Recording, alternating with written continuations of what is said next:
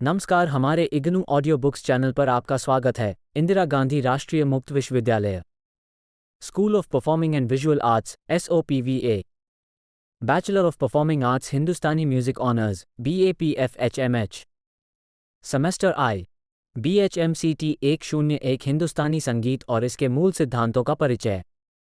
खंड 4 हिंदुस्तानी संगीत के मूलभूत तत्व। इकाई 2 भारतीय संगीत में राग। 2.0 भूमिका। राग भारतीय संगीत की ऐसी प्राचीन परंपरा है जिस पर संपूर्ण भारतीय संगीत की नींव स्थित है। यह एक ऐसी व्यवस्था है जो अनेक विद्वानों के विचारों के गहरे मंथन का फल है। विश्व संगीत को ये भारतीय संगीत का एक अनुपम देन है। प्राचीन काल से बहती आ रही भारतीय संगीत की निरंतर धारा में समय समय पर कई बदलाव आए हैं, पर राग एक ऐसी अवधारणा है जिसे सभी काल के संगीतज्ञों ने स्वीकार किया है। राग ही वह केंद्र है जिसके आधार पर भारतीय संगीत के सभी पहलुओं का विकास होता है। संपूर्ण भारतीय संगीत राग की परिकल्पना पर आधारित है। ये भारतीय संगीत की एक अनुपम अवधारणा है जिसमें संगीत के समस्त सौंदर्यात्मक तत्व समाहित है। राग संगीत कला को प्रदर्शित करने का एक ऐसा माध्यम है जिसमें भाषा, भाव, स्वर, लय, कल्पना तथा कलाकार की कुशलता, इन सभी का सुचारू रूप से सामंजस्य दिखाई देता है। इस अध्याय में विद्यार्थी भारतीय संगीत में राग की अवधारणा के संबंध में जानकारी प्राप्त करेंगे। 2.1 अधिगम के परिणाम। इस अध्याय को पढ़ने के बाद विद्यार्थी भारतीय संगीत में राग के महत्व को समझ पाएंगे, भारतीय संगीत में राग की अवधारणा को बता पाएंगे, राग की परिभाषा बता पाएंगे, राग निर्मिति के नियमों को बता पाएंगे, राग निष्पादन के प्रमुख घटकों को जान पाएंगे और विस्तृत रूप से समझा पाएंगे, राग की जातियों का वर्णन कर पाएंगे। 2.2 भारतीय संगीत में राग की अवधारणा। संगीत को प्रदर्शित करने का एकमात्र उपाय संगीत के उपयोगी ध्वनि अर्थात नाद या स्वर है। रागों के निर्माण का आधार भी स्वर ही है। राग को एक संगीतमय ध्वनियों से बनाई हुई सजीव मूर्ति के रूप में कल्पना किया जा सकता है जिसके प्रस्तुतिकरण में विशेष स्वर समूहों का प्रयोग किया जाता है। पर प्रश्न ये है कि यदि स्वर समूहों से राग का निर्माण होता है तो क्या किसी भी स्वर समूह को हम राग कह सकते हैं? नहीं। एक विशेष स्वर समूह को राग की आख्या देने से पहले उस स्वर समूह के कुछ विशेष लक्षण देखे जाते हैं। अगर वे गुण उस विशेष स्वर समूह न मिले तो उसे केवल एक धुन ही माना जाएगा। तो वे क्या विशेष गुण हैं जो एक स्वर समूह को राग बनाता है? इसे हम जानेंगे इस अध्याय में, पर उससे पहले हम राम शब्द को समझ लें। राग का अर्थ और परिभाषा। स्वर और वर्ण से विभूषित ध्वनि जो मनुष्य के मन का रंजन करे, राग कहलाता है। संगीत। रत्नाकर। राग शब्द मूलतः संस्कृत भाषा से लिया गया है। इस शब्द की उत्पत्ति रज धातु से हुई है। रज धातु व शब्द का संबंध रंजकता से है। वो ध्यान देने की बात है कि रज्जु शब्द रंग से जुड़ा हुआ है। संगीत शास्त्र से परे राग शब्द भी रंग के संदर्भ में ही प्रयोग किया जाता है, जैसे अंगराग, जिसे प्राचीन काल में शारीरिक सौंदर्य को उभारने के लिए प्रयोग में लाया जाता था। एक और उदाहरण से समझे कि यदि साहित्य में अस्त्राग से रंजित आकाश कहा जाए तो उसका अर्थ होगा सूर्यास्त के लाल रंग से रंगा हुआ आकाश। तो इससे हम देख पाते हैं कि राग शब्द का अर्थ रंग है और रज्जु शब्द का अर्थ रंगना है। तो संगीत के संदर्भ में राग और रंजकता शब्द को हम कैसे समझें? इसे हम इस तरह समझ सकते हैं कि हमें जो भी अच्छा लगता है या जिससे हमारा मन हर्षित होता है उससे हम प्रभावित होते हैं और पारंपरिक रूप से उस प्रभाव को हम रंग के रूप में समझते हैं, अर्थात मन पर रंग चढ़ जाना ऐसा समझते हैं। रज्य शब्द को कला के परिप्रेक्ष्य में देखा जाए तो संगीत में रज्जक उसे कहते हैं जो संगीत मानसिक सुख और आनंद से मन को रंजित कर दे, और इस अर्थ में भी रंगने का अर्थ सन्निहित है ही। दूसरे शब्दों में राग में रज्जक तत्व होना अनिवार्य है। अब इस चर्चा के आधार पर राग की परिभाषा को ऐसे समझें कि वह विशेष स्वर समूह जिसमें मनुष्य के मन में रंजकता उत्पन्न करने की क्षमता हो उसे ही राग कहते हैं। राग शब्द का पारिभाषिक रूप में प्रयोग सर्वप्रथम मतंग बृहद्देशी समय लगभग 7वीं-8वीं शताब्दी में हुआ है। यद्यपि मतंग मुनि से पूर्व भी संगीत में राग शब्द का उल्लेख हुआ है, परंतु पारिभाषिक रूप में राग शब्द का स्पष्टीकरण बृहद्देशी से होता है। मलंग के अनुसार वोसी ध्वनि विशेषस्तु स्वरवर्ण विभूषिता रज्जको जंचिताना स राग उदाहरिता, अर्थात षडन आदि स्वरों तथा स्थावी इत्यादि वर्णों से विभूषित ऐसी ध्वनि की रचना जिससे मनुष्य के मन का रंजन होता है, उसे राग कहा जाता है। उपर्युक्त मतंग के वचन में ध्वनि विशेषस्तु से तात्पर्य 7 स्वरों षडज, ऋषभ आदि से है तथा वर्ण से तात्पर्य संगीत में प्रयुक्त होने वाले विभिन्न स्वर व्यवस्थाओं स्थायी, आरोही, अवरोही, संचारी के प्रयोग से है। राग की परिभाषा के मूल अर्थ को इसी प्रकार ध्यान में रखते हुए आगे आने वाले सभी ग्रंथकारों ने थोड़े बहुत शब्दों के फेर बदल से राग की परिभाषा को इसी प्रकार से समझाया है। राग का उद्देश्य। अभी हमने पढ़ा कि संगीतोपयोगी ध्वनि तथा स्वरवर्ण से विभूषित रचना जो जन के चित्त का रंजन करती है वो राग है। तो ऐसे में राग का एक ही उद्देश्य होना चाहिए और वह है मानव मन को आनंद की अनुभूति कराना। सप्त स्वरों तथा 22 श्रुतियों के आधार पर समस्त राग का निर्माण होता है, जो भिन्न प्रकार की मधुरता का निर्माण करता है। राग का मूलभूत तत्व व घटक सप्तक के 7 शुद्ध और 5 विकृत स्वर हैं। फिर भी वे एक दूसरे से पृथक होते हैं, जिससे अलग अलग रसानुभूति होती है। भारतीय संगीत की समस्त गान विधाएं किसी न किसी राग के स्वरों पर आधारित होती है। राग भावाभिव्यक्ति का वह सक्षम माध्यम है जो गायक व वादक के हृदय के उद्वारों को अभिव्यक्त कर श्रोता को भी उसी मनोदशा में निमग्न कर देता है। अतः अन्य शब्दों में राग का उद्देश्य स्वर समूह माध्यम से श्रोताओं के मन में विभिन्न रस के अनुभूतियों को उजागर करना है। यही संगीत गायन विधा हो तो गीत के साहित्य या बोलों के भाव को राग और अधिक प्रभावशाली बनाता है। यदि वाद्य संगीत हो तो साहित्य के सहारे के बिना भी राग इच्छित रस की अनुभूति उत्पन्न करने में सक्षम है। राग के नियम। राग की रचना कुछ नियमों के आधार पर होती है। राग अपनी सीमा में बंधा होता है, अतः राग में कुछ बातों का होना आवश्यक है जिससे उसके एक सुव्यवस्थित रूप का निर्माण होता है। 1. राग किसी घाट से उत्पन्न होना चाहिए। 2. ध्वनि का विशिष्ट रचना होना चाहिए। 3. राग में कम से कम 5 स्वरों का प्रयोग होने चाहिए। 4. राग की निर्मिति स्वर तथा वर्ण के आधार पर हो। 5. राग में रंजकता अर्थात सुंदरता हो, दूसरे शब्दों में मन को अच्छा लगने वाला हो। 6. राग में एक ही स्वर के 2 रूप, कोमल तथा तीव्र, एक साथ लेने का शास्त्रकारों ने विरोध किया है, परंतु प्रचलित रागों में नियम के अपवाद के रूप में सुंदरता बढ़ाने के लिए कुशल गायक वादक कभी कभी कुछ एक रागों में एक स्वर के 2 रूप का प्रयोग एक के बाद एक कर लेते हैं, जैसे राग मियां मल्हार में कोमल तथा शुद्ध दोनों निषाद व राग जोग में दोनों गांधार का। 7. राग में आरोह तथा अवरोह होना आवश्यक है जिसके आधार पर राम का ढांचा निर्मित होता है। 8. किसी भी राग में सा स्वर वर्जित नहीं होता। 9. किसी भी राग में मध्यम तथा पंचम एक साथ वर्जित नहीं होते। 10. राग में वादी संवादी स्वर अवश्य होते हैं जिन्हें प्रमुख रूप से दर्शाया जाता है। इस प्रकार इन नियमों के आधार पर राग को एक निश्चित रूप प्राप्त होता है। राग निष्पादन के तत्व। राग एक सजीव तथा विशिष्ट स्वर रचना है। प्रत्येक रचना के कुछ नियम, कुछ तत्व, विशिष्ट अवयव तथा सिद्धांत होते हैं जिसके द्वारा उस रचना का सही रूप से निष्पादन किया जाता है। आइए अब जानें राग किस प्रकार से निष्पादित की जाती है, अर्थात सभी राग नियमों को बरतते हुए उसे किस प्रकार से गावा। राग में लगने वाले कौन कौन से घटक इसमें सहायक होते हैं। इस प्रक्रिया से राग से संबंधित कई नई संज्ञाओं से भी हम परिचित होंगे। राग गायन में सर्वप्रथम नाद अर्थात संगीत के उपयोगी ध्वनि का स्थान है। पिछले अध्याय में आपने जाना कि हमारे संगीत शास्त्रकार प्राचीन समय से ही 22 नाद या 22 संगीत उपयोगी ध्वनि को श्रुति के रूप में स्वीकृति प्रदान की है। ये श्रुतियां क्रमशः एक से दूसरा ऊंचा, दूसरे से तीसरा ऊंचा, इस प्रकार चढ़ते क्रम से सूक्ष्म अंतराल पर होते हैं। इन्हीं में से 12 श्रुतियों को स्वर की संज्ञा दी गई है, जिनमें से 7 शुद्ध तथा 5 विकृत स्वर हैं जिन्हें गायन वादन में प्रयुक्त किया जाने लगा। इनके नाम हैं षडज, ऋषभ, गंधार, मध्यम, पंचम, पैवल तथा निषाद है।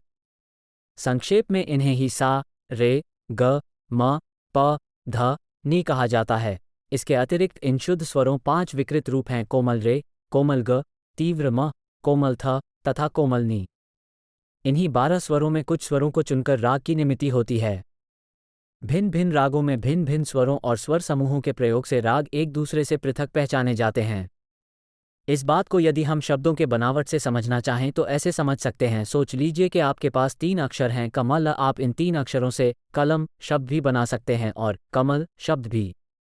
दोनों ही शब्दों में घटक आधार समान हैं, मगर फिर भी 2 बिल्कुल अलग शब्द हैं जिनका वस्तुगत रूप का प्रयोग भी अलग अलग स्थान पर अलग प्रयोजन से होता है। इसके अतिरिक्त दोनों वस्तुओं की कल्पना करें तो मस्तिष्क में अलग अलग वातावरण की छवि उभरती है।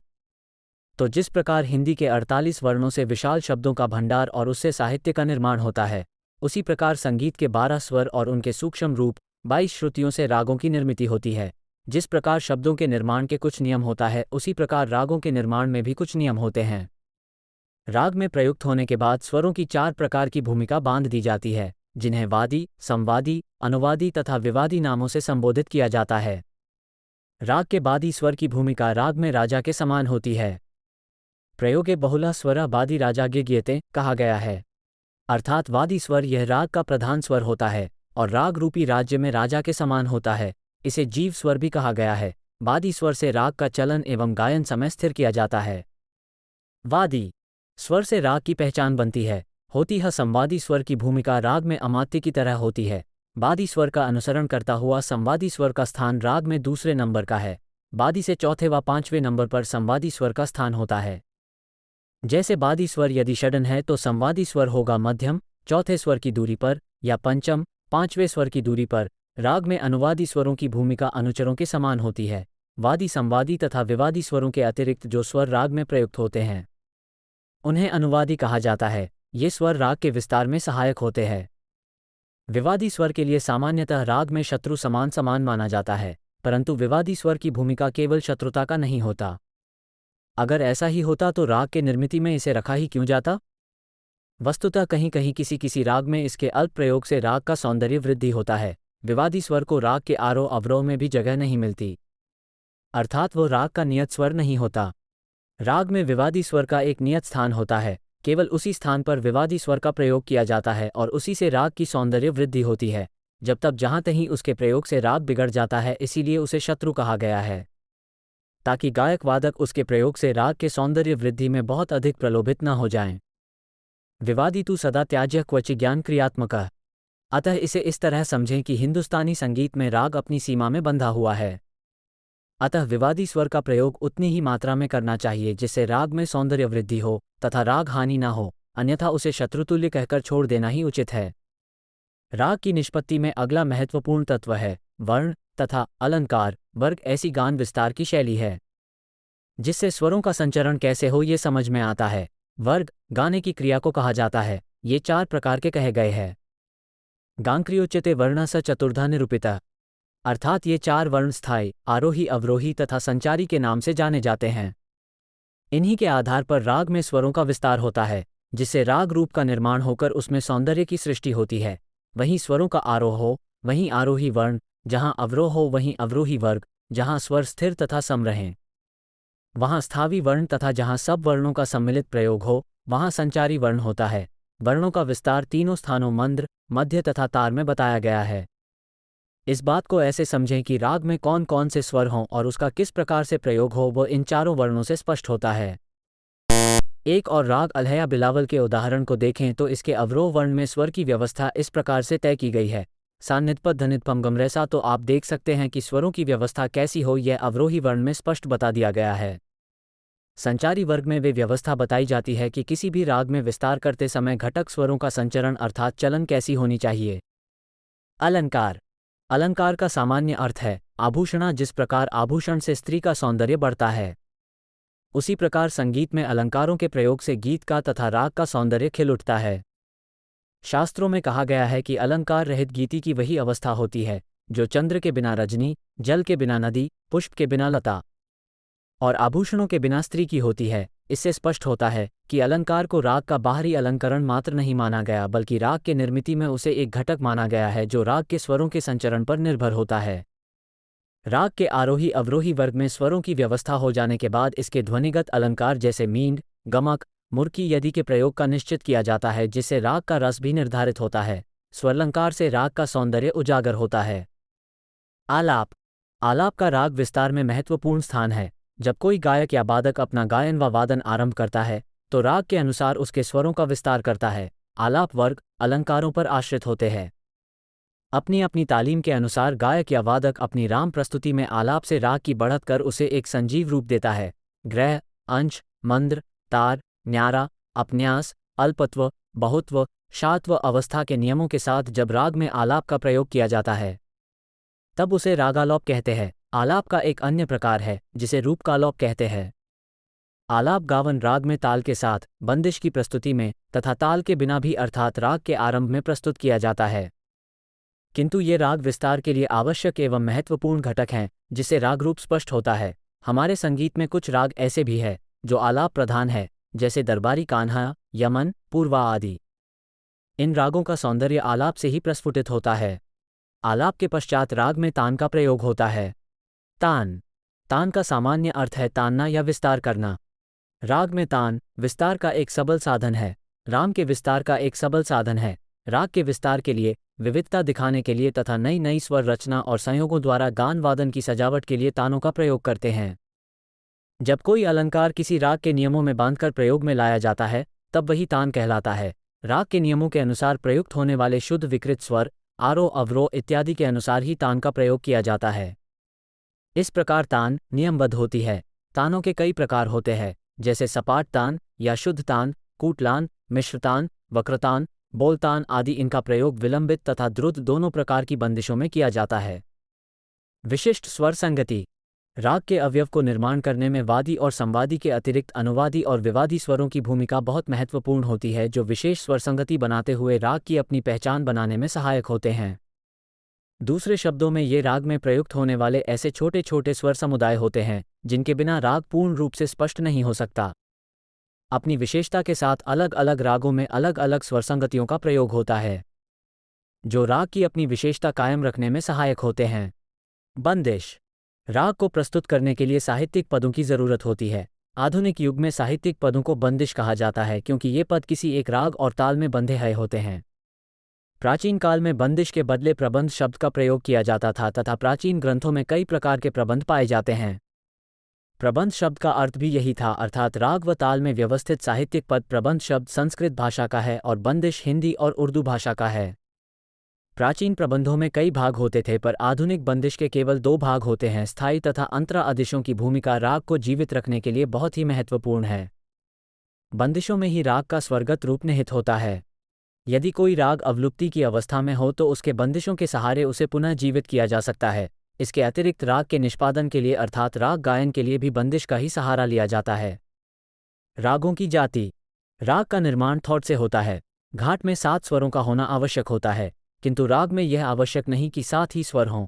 किसी घाट के 7 स्वरों में से 5, 6 व 7 स्वरों को लेकर जब कोई राग निर्मित होता है, तो जितने स्वर उस थॉट में से लिए जाते हैं, उन्हीं के आधार पर उसकी जाति निश्चित की जाती है। इस प्रकार स्वरों की संख्या के अनुसार रागों के 3 भेद माने गए हैं, जिन्हें औडव, शाव और संपूर्ण कहते हैं। एक अडुव जाति का राग जब किसी घाट में से कोई 2 स्वर घटाकर वजित कर किसी राग की उत्पत्ति 2 होती है, अर्थात जिस राग में 5 स्वर लगते हैं, उसे औडुव राग कहते हैं, जैसे भूपाली, दुर्गा आदि। घाव जाति का राग जिस राग में 6 स्वरों का प्रयोग होता है, उसे शाव जाति का राग कहते हैं, जैसे मारवा, पूरिया आदि। 3 संपूर्ण जाति का राग जिन रागों में 7 स्वरों का प्रयोग किया जाता है, उन्हें संपूर्ण जाति का राग कहा जाता है, जैसे वमन, भैरव आदि। उपर्युक्त बताई हुई जातियों के रागों के आरोह तथा अवरोह में क्रमशः 5, 6 तथा 7 स्वर हैं, किंतु कुछ राग ऐसे भी हैं जिनके आरोह में 6 तथा अवरोह में 7 स्वर लगते हैं, अथवा आरोह में 7 तथा अवरोह में 5 स्वरों का प्रयोग होता है। ऐसे रागों को के लिए ग्रंथकारों ने उपर्युक्त 3 जातियों में से हर एक जाति की 3-3 उपजातियां बना दी है। ये जातियां इस प्रकार हैं: संपूर्ण संपूर्ण, संपूर्ण शाव, संपूर्ण अड़व, घाड़व संपूर्ण, पाठव पाठव, शाव अड़व, औडव संपूर्ण, औडव पाड़व, औडव ओडव। इस प्रकार 3 जातियों से नी उपजातियों की उत्पत्ति हुई। 1. जिस राग के आरोह अवरोह में 7 स्वरों का प्रयोग होता है, उसे संपूर्ण जाति का राग कहते हैं। 2. जिस राग के आरोह में 7 तथा अवरोह में 6 स्वरों का प्रयोग होता है, उसे संपूर्ण पाडव जाति का राग कहते हैं। 3. जिसके आरोह में 7 एवं अवरोह में 5 स्वर हों, उसे संपूर्ण औव जाति का राग कहते हैं। 4. आरोह में 6 तथा अवरोह में 7 स्वर हो तो वो शाव संपूर्ण जाति का राग कहलाता है। 5. आरोह तथा अवरोह दोनों में 6 स्वर हो तो वो पाठ्यपाव जाति का राग कहलाता है। 6. आरोह में 6 तथा अवरोह में 5 स्वर हो तो वो पाव व जाति का राग कहलाता है। 7. जिसके आरोह में 5 एवं अवरोह में 7 स्वर हों तो वो औडुव संपूर्ण जाति का राग कहलाता है। 8. जिसके आरोह में 5 एवं अवरोह में 6 स्वर हो तो वो अवपाडव जाति का राग कहलाता है।